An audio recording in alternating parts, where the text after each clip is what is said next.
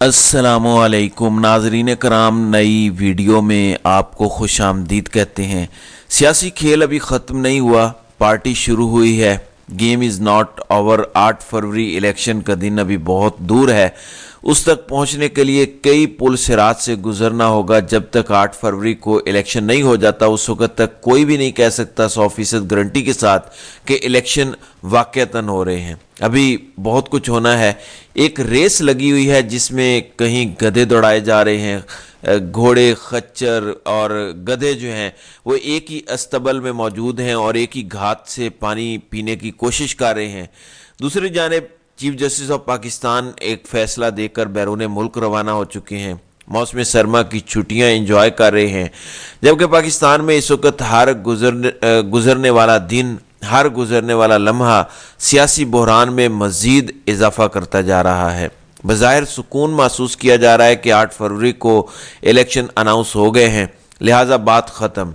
हालांकि ऐसी बात नहीं है, अभी बात ख़त्म नहीं हुई, अभी तो बात शुरू भी नहीं हुई। अभी तो इलेक्शन शेड्यूल बड़ी मुश्किल से आया है, वो भी किस तरीके से आया, उसके पीछे क्या क्या मुहर्रिकात हैं, ये अभी राज की बातें हैं। ये राज की बातें जब खुलेंगी तो आपको पता चलेगा कि आखिर रात को ही अदालतें क्यों खुलती हैं और आनन फानन अदालतें क्यों खुली और क्या वजह बनी। आने वाले दिनों में आहिस्ता आहिस्ता ये चीज़ें बाहर आएंगी तो फिर सबके कान खड़े हो जाएंगे, क्योंकि इस वक्त पाकिस्तान की सियासत में एक मसला बड़ा है कि माजी को बहुत ज़्यादा टटोला जाता है। नाज़रीन इकराम, जो चला गया उसके बारे में बहुत कुछ कहा जाता है। जनरल बाजवा ने ये कर दिया, फैज़ हमीद ने ये कर दिया, जनरल पाशा ने ये कर दिया, जनरल राहील शरीफ ने ये कर दिया। इस तरीके से बहुत सारी बातें की जाती हैं। जैसे कल इंटरव्यू दिया इरफान सिद्दीकी ने और उन्होंने कहा कि जनरल राहील शरीफ ने एक्सटेंशन के बदले में कहा था कि मैं आपको पानामा से बरी ज़िम्मा करार देता हूँ, मैं कोशिश करता हूँ। हालांकि उस वक्त तक पानामा आया ही नहीं था, बल्कि डॉन लीक्स का मामला था।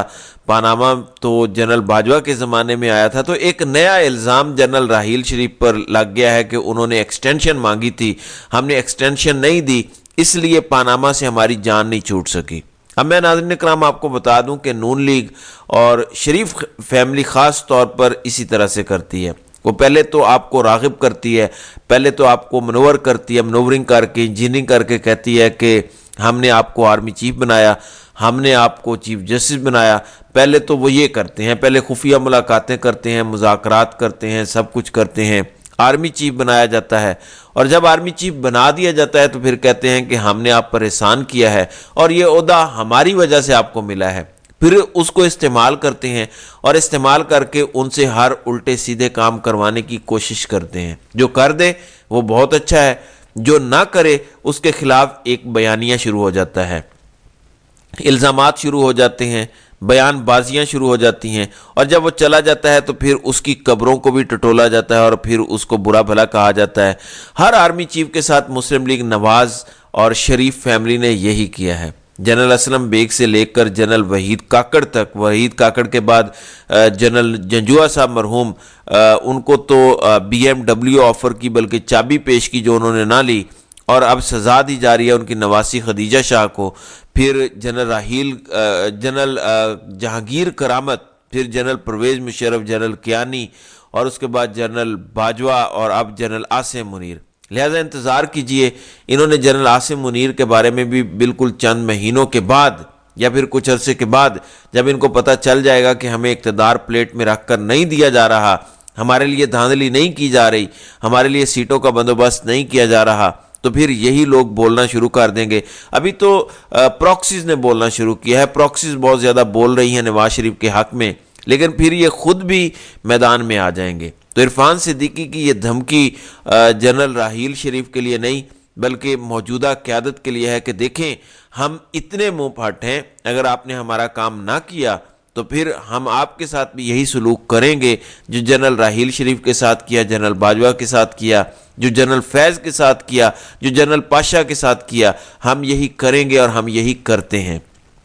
बहरहाल नाज़रीन इकराम, अब GHQ जाने और हमारी फ़ौजी क़यादत जाने और ये शरीफ फैमिली के लाड प्यार जाने, क्योंकि इस वक्त वो सुपर लाडला है इसलिए सब कुछ वो कह सकते हैं। दूसरी जानिब الیکشن کی جانب بڑھنے کی کوشش کی جا رہی ہے. دیکھیں ہائی کورٹ کے اختیارات پر آپ قدغن نہیں لگا سکتے. سپریم کورٹ نے ہائی کورٹ کے اختیارات پر قدغن لگانے کی کوشش کی ہے، لیکن میرے سامنے جو کیس ہے اس میں بہت زیادہ تیزی سے ایکٹیویٹیز ہو رہی ہیں. الیکشن شیڈیول آ چکا ہے اور اس کے ساتھ لیٹیلیشن بھی شروع ہو گئی ہے، مقدمہ بازی بھی شروع ہو گئی ہے عدالتوں میں، کیونکہ ابھی حد بندیاں چل رہی ہیں، حلقہ بندیاں چیلنج کی ہوئی ہیں. عدلیہ کے زیر نگرانی الیکشن ہونا ہے یا پھر سول بیوروکریسی کے انڈر ہونا ہے، یہ لڑائی ابھی ختم نہیں ہوئی. اب پشاور ہائی کورٹ نے پاکستان تحریک انصاف کی درخواست کہ عدلیہ انتخابات عدلیہ کے زیر نگرانی ہوں، اس پر نوٹس لے لیا ہے. چیف جسٹس محمد ابراہیم اور جسٹس شکیل احمد نے 18 دسمبر کو نوٹس ایشو کیا ہے. ایڈوکیٹ جنرل آفس سے جواب بھی طلب کر لیا ہے. 2 رکنی بینچ پیر 2 بجے سماعت کرے گا. ساتھ انہوں نے کہہ دیا ہے کہ الیکشن ڈیلے نہیں ہوگا. بہرحال لڑائی تو یہ ابھی چل رہی ہے، کیونکہ پاکستان تحریک انصاف اور عمران خان کسی بھی صورت پیچھے ہٹنے کو تیار نہیں ہیں، بلکہ عمران خان نے کہا ہے کہ الیکشن ہم فرنٹ فٹ پر لڑیں گے، کسی سے دبنے کی ضرورت نہیں ہے. جتنا انہوں نے دبانا تھا دبا چکے ہیں، جتنا ظلم کرنا تھا کر چکے ہیں، اس سے زیادہ کیا ظلم کریں گے. دوسری جانب سردار لطیف خان کھوسا بالآخر پاکستان تحریک انصاف میں شامل ہو گئے ہیں. پاکستان پیپلز پارٹی کو انہوں نے خیر آباد کہہ دیا ہے اور آج وہ باقاعدہ طور پر پریس کانفرنس کریں گے اور وہ پاکستان تحریک انصاف کا باقاعدہ حصہ بن جائیں گے. بہت بڑا نام ہے ان کا، ایک سیاسی قد کاٹ ہے، وکالت میں قد کاٹ ہے، گورنر رہ چکے ہیں، اٹارنی جنرل رہ چکے ہیں، سینیٹر رہ چکے ہیں، تو ان کے پاس کافی عہدے رہ چکے ہیں. آج کل وہ عمران خان کا مقدمہ لڑ رہے ہیں اور بھرپور طریقے سے لڑ رہے ہیں. دوسری جانب ہمایوں اختر پیارے ہو گئے ہیں تحریک استحکام پاکستان پارٹی کو، آئی پی پی کو، اور انہیں سینئر نیب صدر کا عہدہ مل گیا ہے اور وہ لاہور سے الیکشن لڑیں گے، جبکہ حماد اظہر کو پنجاب کا قائم مقام صدر بنا دیا گیا ہے. اس کی وجہ یہ تھی کہ ڈاکٹر یاسمین راشد گرفتار ہیں اور جیل میں انہیں رکھا ہوا ہے، محبوس کیا ہوا ہے. اسی طرح پاکستان تحریک انصاف عمران خان کا ابھی امتحان ختم نہیں ہوا. اس کے بارے میں آپ کو بتا دوں کہ الیکشن کمیشن اور چیف الیکشن کمشنر جو کہ کل پرسوں بہت زیادہ لاڈ پیار کر رہے تھے، بہت زیادہ کہہ رہے تھے کہ عمران خان کا میں فین ہوں، فین یہ ضرور ہے لیکن کوئی رعایت ان کے حق میں نہیں کر رہے. پاکستان تحریک انصاف کو ابھی تک بلے کا نشان نہیں دیا گیا.